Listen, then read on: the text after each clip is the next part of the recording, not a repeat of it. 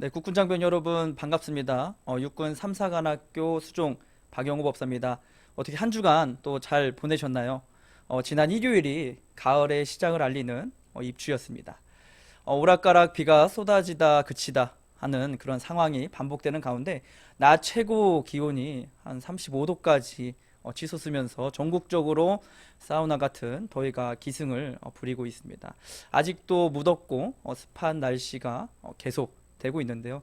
이 시기 이후로 더위는 물러가고 또 시원해지니까 전후방 각지에서 또 계시는 곳에서도 어디서든 국방의 의무를 다하고 계시는 우리 국군 장병 여러분들 조금만 힘내서 무사히 군생활 하시기를 또 발언드리겠습니다. 오늘은 여러분들과 같이 정지는 너무 조급해도 안 되고 너무 느슨해도 안 된다라는 주제를 가지고서 같이 한번 생각해보는 시간을 가져보도록 하겠습니다. 여러분들이 생각하는 정진의 의미가 무엇일까요? 국어 사전적 의미를 살펴보면 힘써 나아가 또 몸을 깨끗이 하고 마음을 가다듬는 것이다 라고 이제 나와 있습니다. 불교에서는 이렇게 정진을 수행의 의미로 받아들이게 되는데요. 만약 화를 자주 낸다면 화 나지 않는 사람이 되겠습니다. 또 이렇게 목표를 정하고요. 또 누군가를 향해 잔소리가 많으면 간섭하지 않겠습니다. 라고 이제 이렇게 정진의 목표를 정하게 되는 것이죠. 이렇게 목표를 정하고 또 꾸준히 정진하다 보면은 자신도 모르게 조급해지기도 하고 또 느슨해지기도 합니다. 또 긴장되고 초조하고 또 조급하고 애쓰라는 것이 아니라 목표를 향해서 꾸준히 나아간다면은 지나가다 보면은 또 좋은 방향으로 우리 변했구나라고 알게 되는 것이죠. 우리가 살아가는 세상에는 세 종류의 사람이 있다고 합니다. 첫 번째가요, 어리석은 사람. 두 번째가 현명한 사람. 세 번째가 지혜로운 사람입니다. 첫 번째 어리석은 사람은 자신의 약점을 숨기고 또 장점은 크게 이야기하는 사람을 이야기합니다. 두 번째로는요, 현명한 사람이죠. 이 현명한 사람은 자신의 약점을 또 잘못을 솔직하게 인정하고 그리고 장점을 잘 드러내는 사람이 됩니다. 마지막으로 세 번째는요, 지혜로운 사람은 약점을 인정하고 또 약점을 장점으로 되게 하는 사람을 지혜로운 사람이다 라고 이야기를 합니다. 숨기는 것도 아니고 또 인정을 멈추지 않고 또 장점으로 만들게 되는 것이죠. 이렇게 지혜로운 사람은 장점을 과장하지 않을 뿐만 아니라 드러내는 것이 아니라 약간 숨겨서 또 겸손해 보이기까지 합니다.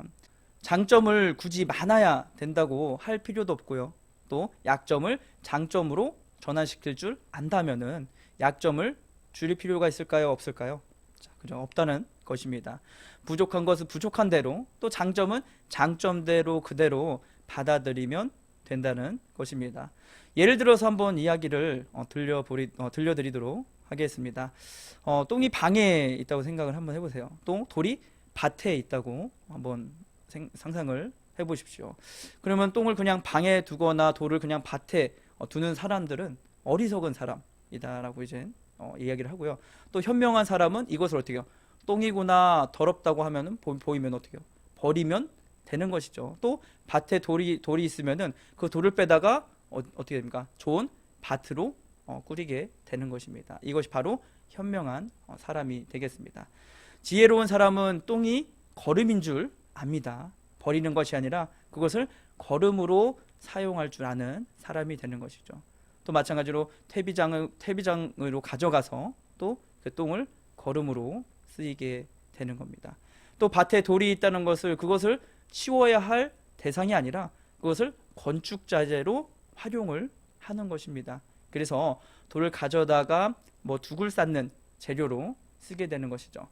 또 바닥에 물이 빠지게 하는 재료로 쓰든지 아니면 구들장을 만드는데 활용을 하게 되는 것입니다. 이렇게 지혜로운 사람이 하는 행동들을 예로 드렸습니다. 다시 말해서 지혜로운 사람은 이 세상 만물을 있는 그대로 활용한다는 것이죠. 이렇게 우리가 살아가면서 어리석은 사람, 또 현명한 사람, 그리고 지혜로운 사람, 이것처럼 살아가는 유형이 있지만은 우리 불자라면은 앞서서 말씀드렸던 정진을 통해서 지혜로운 삶을 추구하는 것이 우리가 살아가는 방법이지 않을까 한번 생각해 볼 수가 있겠습니다. 우리가 살아가는 인생의 길 또한 마찬가지라는 겁니다. 앞날을 미리 예측하기가 힘들기 때문에 하루하루 살아갈 수가 있는 것이에요. 만약 태어나서 죽을 때까지 우리가 살아가는 일을 미리 예측한다면은 어떻게 될까요? 살 맛이 날까요, 안 날까요? 나지 않겠죠. 지금 이 영상을 보고 있는 우리 국군 장병 불자분들이라면은 그러한 미리 예측하면은 유용한 건 피해가고 또 하기 싫은 거는 또 피해가는 그러한 생각을 할 수도 있겠습니다. 하지만은 영화의 어바웃 타임처럼 자신의 최고의 순간을 만들기 위해서 계속해서 되돌리는 삶을 살아간다면은 본인의 삶을 살아갈 수 있을까 하는 생각도 해볼 필요가 있다라는 것입니다. 이렇듯이 우리는 우리의 삶을 모르기 때문에 살아가고 있는 것입니다. 우리가 정진을 비유할 때 직선과 곡선의 또 비유를 하게 돼요. 사람의 손으로 빚어놓은 문명은 하나의 그냥 직선이에요. 그러나 본래 있는 그대로의 자연은 곡선이 되는 것이죠. 나뭇가지라든지 뭐 흐르는 강물이라든지 뭐 산맥, 해와 달을 살펴보면 어떻게 돼요? 다 직선인가요? 곡선인가요? 곡선입니다. 그러나 사람이 만든 집이나 또 그 밖의 구조물 같은 경우는 다 직선이 되는 것이죠. 지금 이 화면을 보고 있는 여러분들 핸드폰이라든지 뭐 모니터로 보고 있는 것들 대부분 어떻게 됩니까? 직선으로 이루어져 있습니다.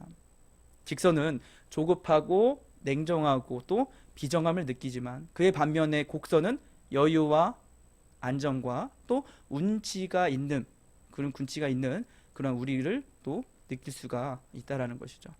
이와 같은 곡선의 묘미에서 또 삶의 지혜를 터득할 줄 알아야 한다는 것입니다. 우리가 어떤 목적만을 위해서 과정을 소홀히 한다면은 그 삶의 의미와 또 상실을 하게 되는 것입니다. 가령 차를 타고 휴가를 떠난다고 한번 생각해 보십시오. 가는 동안 많은 사람과 또 사물을 보면서 또 시간 맞춰서 목적지까지 가려는 의식 때문에 도중에 보이는 그러한 것들에 대해서는 거의 관심을 보이지가 않습니다. 그러니까 목표 지점보다는 그곳에 이르는 과정이 더 중요하게 되는 것이죠. 그 과정이 곧 우리들의 일상이자 순간순간의 삶이 됩니다. 여러분들도 다 아시다시피 우리의 삶은 어떻게 해요? 미래입니까? 아닙니까? 미래가 아닙니다. 지금 이 순간에도 진행 상태에 있다는 겁니다. 매 순간순간의 기록이 그 세월을 이루고 우리의 인생을 만드는 것입니다. 육바라밀경에 다음과 같이 나옵니다. 보살은 하나하나의 중생을 위해서 무량겁에 걸쳐 근행정진하여 목숨을 아끼지 않으면서 온갖 괴로움을 받는다. 그리고 나서야 더 없는 깨달음을 이루게 되는 것이다. 우리가 이렇게 편하고 잘 살 수 있었던 것은 이전 부모님 세대들은 여러 가지 어려운 여건 속에서도 참고 기다릴 줄 알았던 것입니다. 그것을 통해서 그것을 통해 이루어 놓은 삶의 축적이 오늘의 결과로서 만들어져 예전과 비해서는 여유롭게 또 풍족하게 살 수 있는 것이죠. 하나의 씨앗이 움터서 꽃이 피고 또 열매 맺기까지 봄, 여름, 가을이 받쳐 주었기에 가능한 일이지 않을까 싶습니다. 오늘 여러분들에게 정진은 너무 조급해도 안 되고 너무 느슨해도 안 된다라는 주제를 가지고선 같이 생각해보는 시간을 가져봤습니다. 여러분들도 살아가면서 또 자신의 삶을 되풀이되고 너무 조급해하지도 않고 느슨하지도 않는 삶을 살아가는 우리 현명한 인생을 만들어 가시는 그러한 우리 불자 장병들이 되시기를 부처님 전에 간절히 발언드리겠습니다. 성불하십시오.